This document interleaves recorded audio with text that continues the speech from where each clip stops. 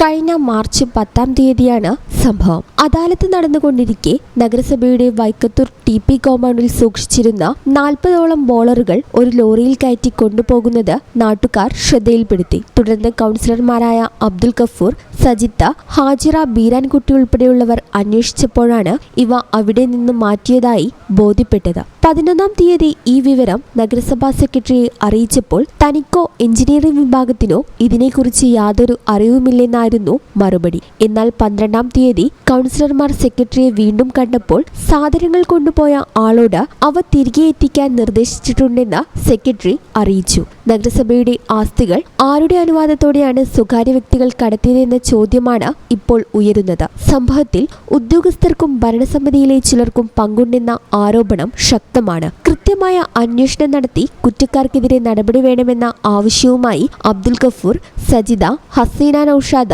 മഹ്റൂഫ്, ബുഷ്ര കുന്നാവ, ജുനൈദ് തയ്യിൽ തുടങ്ങിയവർ രംഗത്തെത്തിയിട്ടുണ്ട്. വളാഞ്ചേരി മുനിസിപ്പാലിറ്റിയുടെ അധീനതയിലുള്ള TP കോമ്പൗണ്ടിൽ 40 ലോഡോളം വരുന്ന ബോളർ നിക്ഷേപിച്ചിരുന്നു. കോതേത്തോട് നിന്ന് പൊളിച്ച ബോളറും അതുപോലെ തന്നെ മാർക്കറ്റിൽ നിന്ന് പൊളിച്ച ബോളറും അവിടെ വെച്ചിരിക്കുന്നുണ്ടായിരുന്നു. കഴിഞ്ഞ 10-ാം തീയതി അവിടെ നിന്നത് ലോറിയിൽ കയറ്റി പോകുന്നതായി അവിടുത്തെ നാട്ടുകാർ എന്നെ വിളിച്ച് വിവരം അറിയിച്ചു. ഞങ്ങളെ കുറെ ആളുകളെ വിളിച്ച് വിവരം അറിയിച്ചു. അത് പോയി നോക്കിയപ്പോൾ, ആ പ്രദേശത്ത് പോയി നോക്കിയപ്പോൾ അവിടുന്ന് കംപ്ലീറ്റ് ആ 40ഓളം ലോഡ് വരുന്ന ആ സാധനങ്ങൾ അവിടുന്ന് കയറ്റിപ്പോയതായിട്ട് കാണാൻ കഴിഞ്ഞു. ഈ വിവരം 11-ാം തീയതി, അന്ന് ഇവിടെ സലാംക മരണപ്പെട്ടു കാരണം 10-ാം തീയതി അത് പറയാൻ കഴിഞ്ഞില്ല. 11-ാം തീയതി സെക്രട്ടറിനെ നേരിട്ട് വിളിച്ചു. ഇങ്ങനെ നമ്മളെ ലോഡ് കല്ല് അവിടുന്ന് പോയിട്ടുണ്ട്, അത് എവിടേക്കാ പോയി നിങ്ങൾക്ക് വല്ല വിവരമുണ്ടോ, അത് നമ്മൾ ലേലം ചെയ്ത് കൊടുത്തതാണോ എന്ന് സെക്രട്ടറിയെ വിളിച്ചു ചോദിച്ചു. സെക്രട്ടറി പറഞ്ഞു അങ്ങനെ ഒരു വിവരം എനിക്കറിയില്ല എന്ന് സെക്രട്ടറി ഫോണിൽ കൂടെ മറുപടി അറിയിച്ചു. അങ്ങനെ എയിനെ വിളിച്ചു. എയിനോട് ചോദിച്ചു, നമ്മളെ പണി നടക്കുന്നിടത്തുനിന്ന് ഇങ്ങനെ ബോളർ പണി നടക്കുന്നത് കൊണ്ടുപോകുന്നുണ്ടോ, അത് മുനിസിപ്പാലിറ്റി മുതലാണ് കൊണ്ടുപോകുന്ന വിവരം നിങ്ങൾ അറിഞ്ഞിക്കണമെന്ന് ചോദിച്ചപ്പോൾ എയും പറഞ്ഞു ഞാൻ അറിഞ്ഞിട്ടില്ല. അങ്ങനെ 11-ാം തീയതി വൈകുന്നേരം ഞാൻ സെക്രട്ടറിയുടെ നേരിട്ട് ഈ സെക്രട്ടറിയുടെ ചേംബറിൽ വന്നു.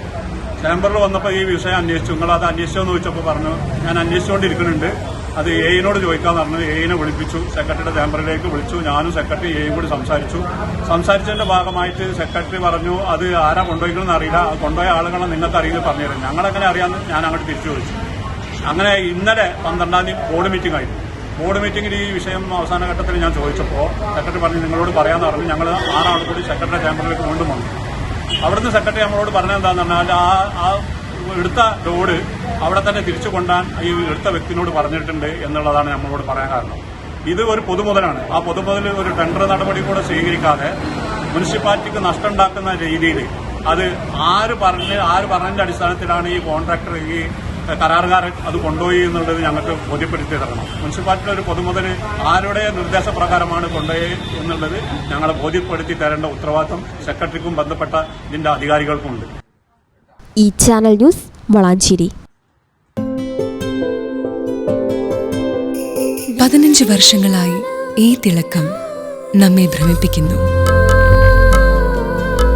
15 വർഷങ്ങളായി ഈ വ്യത്യസ്തത നമുക്ക് ആത്മവിശ്വാസം നൽകുന്നു. 15 വർഷങ്ങളായി നമ്മുടെ ആഘോഷങ്ങളിൽ ഈ പാരമ്പര്യവും പങ്കാളികളാണ്.